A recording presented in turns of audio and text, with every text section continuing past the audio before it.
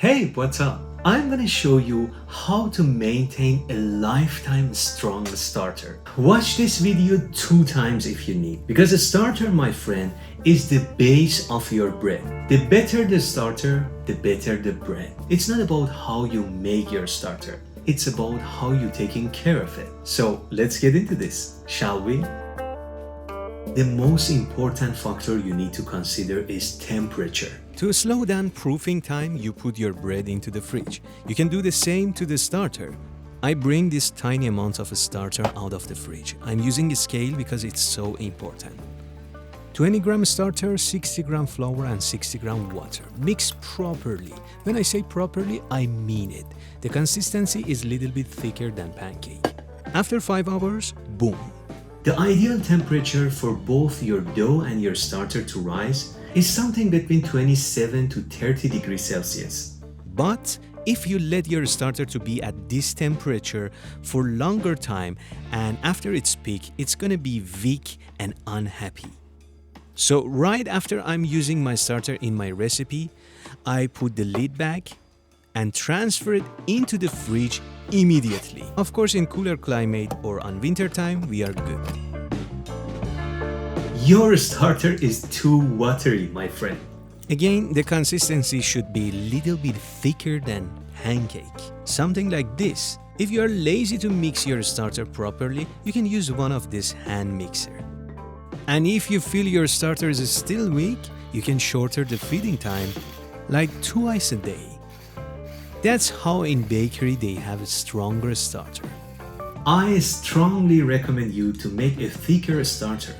Especially in warmer climate, thicker starter ferment a little bit slower. So you won't have an acidic, sour starter. Don't afraid of starter. Consider it as a pre-fermented dough. Let me show you my schedule when I want to bake early morning. I mix my starter, put the rubber band, let it rise. Right before its peak, I transfer it into the fridge and let it continue fermenting. The day after, early morning, I have a super active starter. Rookie bakers' mistake is they leave their starter on the counter to use it the next day. But that only works in a very cold climate. Sometimes we are in rush. To make it faster, we put the starter inside the warm water or inside the oven with the light on. If you do this every time, you're gonna have an unhappy starter. Your starter might get acidic and you might not even notice that.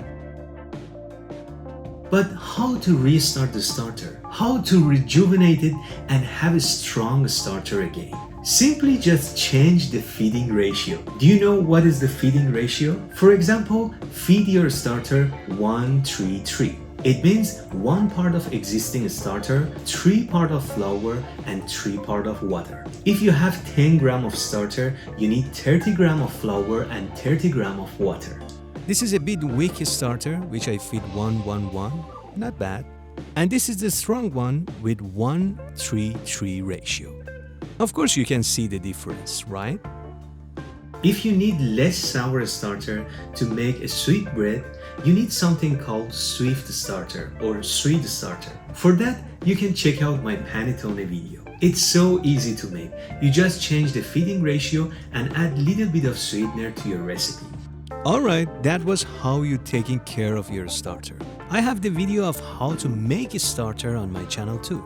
Remember, a perfect sourdough bread made with a strong starter.